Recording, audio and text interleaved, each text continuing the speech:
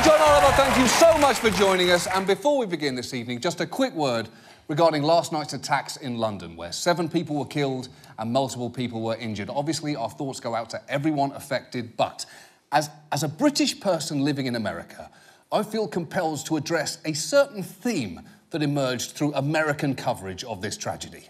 The UK is reeling this morning from yet another terrorist attack. A city reeling from a terror attack. The UK under siege, essentially. London is under siege. This is a country and a city that feels in some ways, David, under siege. OK, here's the thing. For the record, in no way is Britain under siege.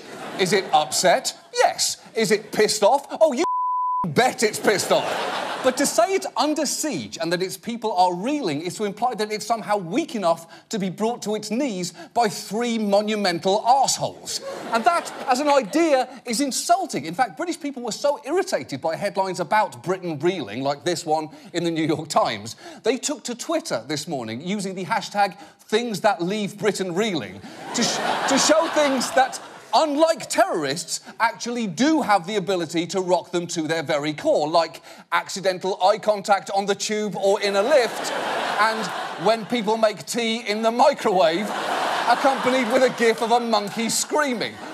Honestly, it was an uplifting demonstration of quintessentially British defiance, because the British people are never going to let terror change their way of life. And if you need proof of this, just look at this footage of people being evacuated from the scene. You see that one guy there?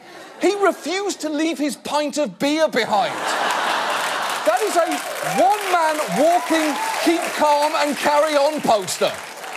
But perhaps my favourite reaction of all came from this man, who was in a restaurant and witnessed the attacks firsthand. He actually went back to that restaurant this morning to try and pay his bill and tip the staff. And when a reporter asked whether he was worried about his safety, this was his incredible response. We're not going to let these people win. And I keep saying, if me having a gin and tonic with my friends, flirting with handsome men, hanging out with brilliant women is what offends these people so much, I'm going to do it more, not less, because that's what makes London so great. Yeah, it is. Yes, it is. And I sincerely hope that guy is out on the town tonight, pounding down gin and tonics and flirting with every man he sees. To you, sir, I say this. Cheers.